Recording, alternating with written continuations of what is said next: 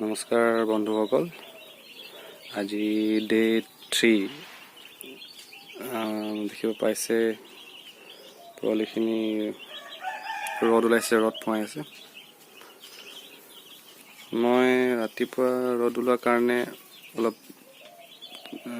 ত্ৰিপাল চব দাঙি দিছোঁ, বতাহ আহে যেন। বেছি মানে গেছ হৈ গৈছিলে ইয়াত অলপ।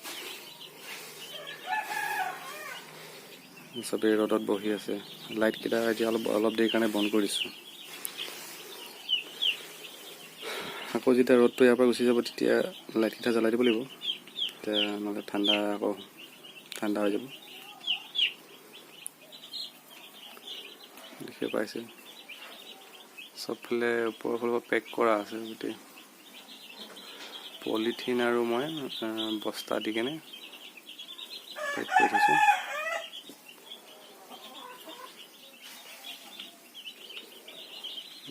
মই ফিডাৰ লগাইছোঁ আপোনাৰ পাঁচটা ফিডাৰ আৰু 4টা ডিংকাৰ এতিয়া ইউজ কৰি আছোঁ।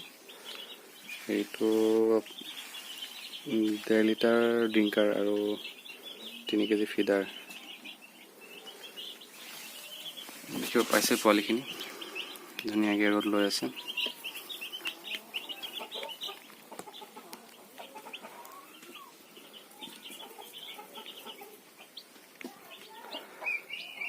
ঠাণ্ডা দিনকেইটাত সিহঁতক অলপ গৰম দিব পাৰিলে 6 দিনমানলৈকে ইমান চিন্তা নহয়, কিন্তু ঠাণ্ডা পাই গ'লে মৰ্টেলিটি হৈ যাব পাৰে। মানে দেখিব পাইছে এই পোৱালিটো অকণমান বেলেগকৈ গৈ বহি আছে। তাৰ একো হোৱা নাই, এনেই বহি আছে।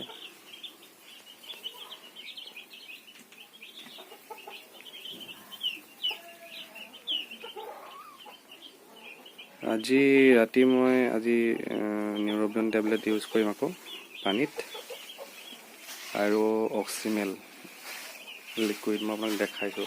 অক্সিমেল লিকুইডটো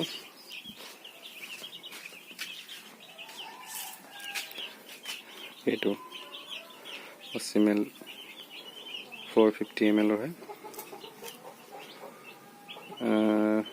পোৱালিক আপোনাৰ 7 পৰা 10 ml খাব পাৰে per 100 birds 10 দিনৰ কাৰণে। 10 দিন নোখোৱালেও হয়, 3 দিনমান খোৱালেও, 3-4 দিন খোৱালেও হয়। ইয়াৰ বেনিফিটছখিনি চাব পাৰে: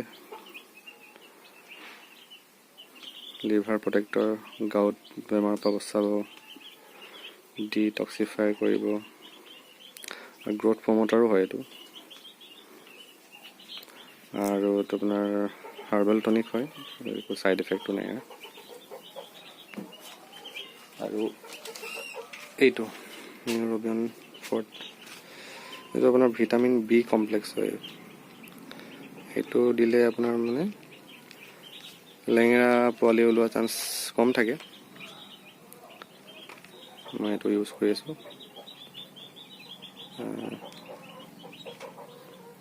আজি ৰাতি এইটো পানীৰ লগত আৰু অক্সিমেলটো, আৰু এতিয়া সিহঁতক লিক্সেন পাউডাৰ দিয়া হৈছে।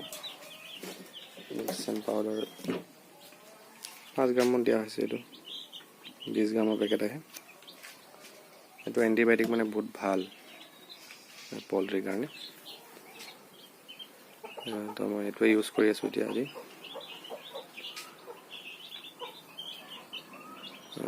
আজি 3 দিন ভালেই গৈ আছে, মৰ্টেলিটি হোৱা নাই, ঠিকে চলি আছে। আৰু 7 দিনৰ দিনাখন ভেকচিন আছে। ভেকচিন দিয়া পিছদিনাখনৰ পৰা মই অকণমান ব্ৰুডিংটো ডাঙৰ কৰি দিম। তো ইমানেই। ভিডিঅ'টো লাইক কৰিব যদি ভাল লাগে।